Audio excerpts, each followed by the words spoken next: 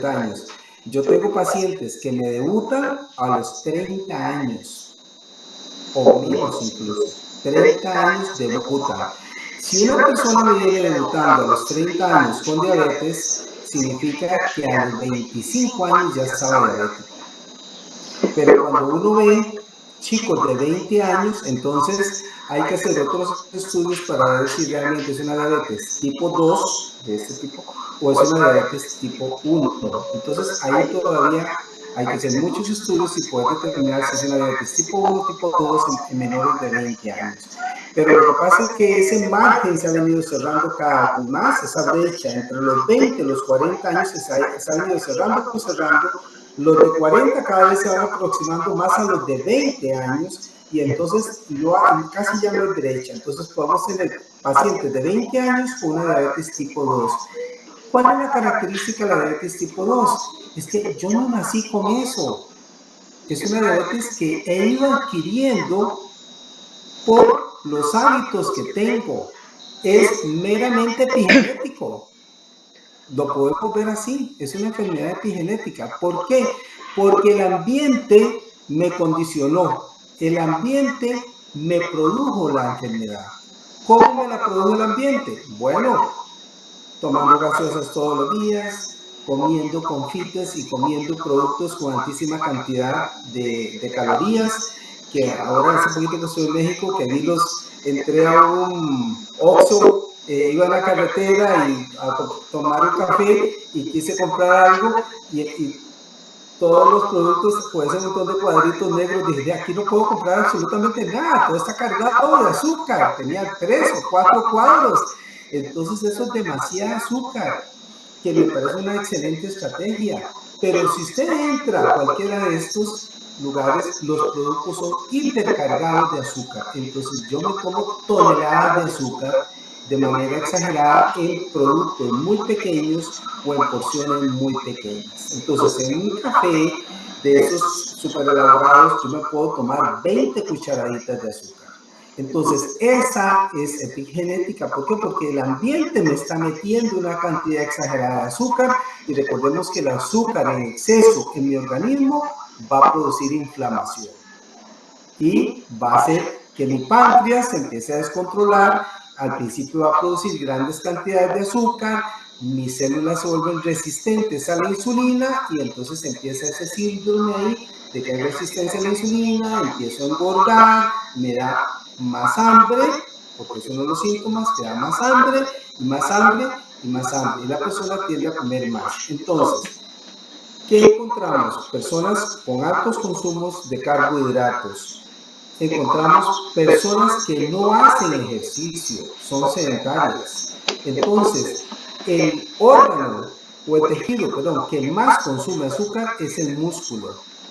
El músculo. Pero si yo no muevo mi músculo, que está diseñado para moverse, para jalar, para alzar, para traccionar, y si yo lo tengo en reposo todo el día, el músculo se vuelve perezoso y no consume ese azúcar. Entonces ese azúcar que debería haber entrado al músculo para producir energía para que el músculo se moviera, se transforma en grasa y pues la persona se hace obesa. Esa es la otra manifestación, obesidad, que es otra pandemia que tenemos hoy en día. La obesidad va a producir más resistencia a la insulina. O sea, aunque el páncreas te produzca insulina, no va a funcionar por la gran cantidad de grasa que tenemos. Entonces, esos elementos, mala alimentación, sedentarismo, obesidad, y el que antes tenía un papel preponderante, que era la herencia, resulta que la herencia pasa casi que a último lugar. Ya no es tan importante que mi mamá o mi papá sean diabéticos. Sí es importante, pero no es tan importante porque vean aquí cómo juega la epigenética. Yo puedo traer el gen de diabetes porque mi mamá o mi papá es diabético, pero si yo me cuido, si yo hago una vida saludable, si yo hago ejercicio, si yo tomo antioxidantes, si yo tomo una dieta balanceada, voy a evitar que ese gen se exprese y yo desarrolle la diabetes. Entonces, aunque mi mamá o mi papá sean diabéticos, yo no estoy condenado a ser diabético. Por eso es que yo digo que esto es una enfermedad en donde la epigenética nos juega trampa o nos va a nuestro favor. Doctor Marvin, en ese sentido, digamos que al tiempo de suplementarnos, hoy en día, tengo que decirlo con mucho respeto, pero con criterio, hay muchísima demagogia en términos de suplementación. ¿Cuál es realmente la suplementación que encontramos dentro de la trifecta de Actix, es decir, como coayudante? Realmente, ¿cuál es el recurso más importante de ellos aplicados a esta, digamos, afección y patología? Claro, si utilizamos este producto que es el Genomex, pues el Genomex nos va a ayudar a reorganizar. Recordemos que el Genomex va a evitar que los genes que son de la enfermedad se expresen. Entonces, el gen de la diabetes es un gen de enfermedad, entonces el Genomex nos puede ayudar a evitar de que ese gen se exprese. Partamos, yo particularmente, mi mamá y sus dos hermanas, como digo yo, son diabéticas. Yo tengo un factor de herencia para ser diabético, pero si yo tomo Genomex, yo puedo silenciar esa expresión. Puedo silenciar esa expresión. Entonces, puedo tener aquí una protección. Si yo no he desarrollado diabetes, yo puedo tener aquí una protección porque silencio eso. Evidentemente, yo la tengo que silenciar con esto, pero yo tengo que tener ejercicio, tengo que tener actividad física, tengo que tener una alimentación saludable, tengo que tomar agua, tengo que hacer todo lo posible para alejarme de los carbohidratos lo máximo posible para poder no desarrollar. Entonces, esto me va a ayudar. Además, esto va a hacer que nosotros desarrollemos todos los antioxidantes principales en nuestro organismo. Entonces, esos antioxidantes, recuerden que el azúcar es un oxidante. El azúcar es un oxidante. Es un inflamatorio. Entonces, el Genomex va a empezar a trabajar desde esa perspectiva con el glutatión, por ejemplo, que nos va a ayudar a liberarnos de la cantidad de radicales libres que nosotros tenemos. ¿Por qué? Todos producimos radicales libres. En este momento que yo estoy hablando, que estoy pensando, que me estoy moviendo, estoy produciendo una cantidad de radicales libres. Pero mi organismo va a hacer los mecanismos para ir eliminando esos. Si yo tomo Genomex, la capacidad de eliminar esos radicales libres es mayor. Si yo soy diabético, esa producción de radicales libres se puede duplicar, triplicar, cuadruplicar, o no sé, dependiendo de mi síndrome metabólico que yo tenga o de mi incapacidad metabólica que tenga, voy a tener más radicales libres. Entonces me voy a cargar cada vez más de radicales libres. Esto me ayuda a eliminar esos radicales libres que estoy produciendo. Entonces, una persona con diabetes, que viva con diabetes, toma esto, va a liberarse de radicales libres, su condición general va a mejorar, su estado de ánimo va a mejorar y eso va a hacer que la persona tenga incluso más deseo de hacer actividad física. Si la persona toma esto, recordemos que el Optimin es un antiinflamatorio per se. Entonces, ¿qué dijimos que era el azúcar? Un inflamatorio crónico y un inflamatorio general en el organismo. Este nos va a ayudar de manera significativa a la fase inflamatoria del organismo. Cuando el organismo pierde inflamación, entonces mejora la capacidad de el uso de la insulina. Entre más inflamado esté mi organismo, más resistencia a la insulina tengo. ¿Qué significa? Que entre más inflamado esté, es como el cerrojo de la casa de la playa, que yo tenga la llave y la meto en el cerrojo, pero el cerrojo está oxidado por el viento marino. Entonces, esto es como el lubricante que yo le puedo poner al cerrojo para meter la llave y poder abrir el cerrojo. Entonces, este es un antiinflamatorio que nos va a ayudar. Y el NIM, definitivamente, recordemos que en el intestino es el nacimiento o es la cuna de las enfermedades crónicas. como la diabetes. Entonces, cuando hacemos esto, mejoramos nuestra microbiota, mejoramos la absorción y evitamos absorciones inadecuadas. Cuando estamos inflamados y el intestino también se inflama, hay absorciones de elementos que vienen en la comida que no deberíamos de absorber. Y hay malas absorciones también, sobre todo no se absorben algunos nutrientes que son necesarios para tener una mejor calidad de vida. Entonces, esto nos va a ayudar, esto va a mejorar también la función cerebral, que en muchas personas la función cerebral se va a ver afectada. Deme un segundo que se me va a apagar mi batería, un segundo.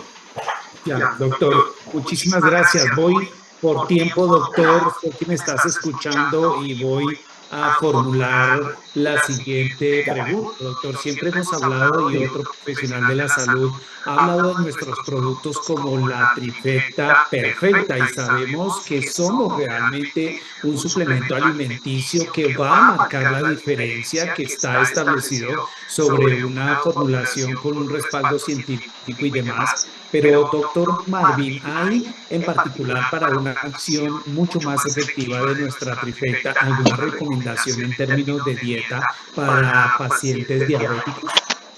Claro.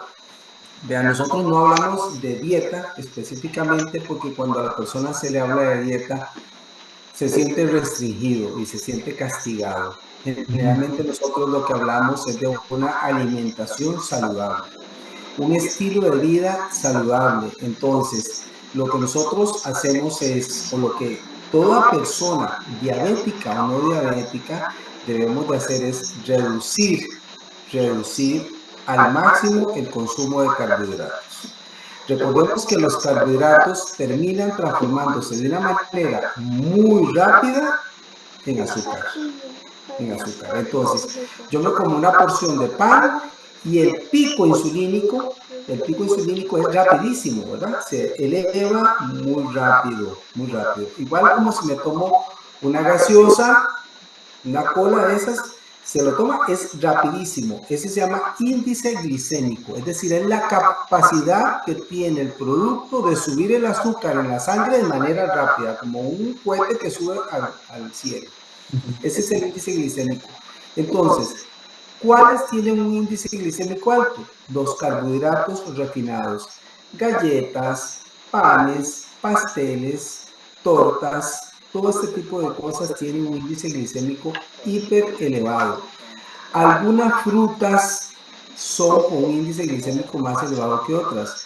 Las frutas tienen glucosa, se llama fructuosa. Y lo que ocurre con algunas personas es que la fruta la convierten en jugos. Cuando la fruta se convierte en jugo, ¿qué es lo que estoy haciendo? Extrayendo la fructosa y me estoy tomando la fructosa.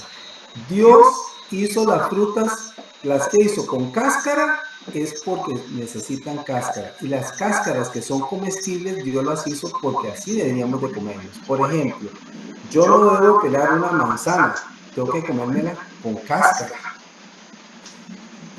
No debo pelar un mango, tengo que comérmelo con cáscara, porque la cáscara es fibra y la fibra hace que el pico insulínico, glicémico o el índice glicémico sea menor. El arroz refinado, el arroz blanco, tiene un índice glicémico así, soplado. Cuando yo como arroz integral, que tiene la grasa, esa grasa o esa parte integral evita que el índice glicémico sea tan alto. Entonces no me sube tanto el azúcar. Si yo me como un pan blanco, sube soplado. Si yo me como un pan integral, sube menos rápido, me da más tiempo.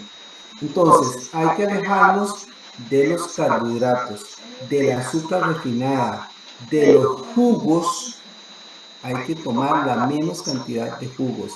En Costa Rica hay una empresa que hace jugos y dice, tómese la fruta. Ese es el anuncio, el eslogan, tómese la fruta.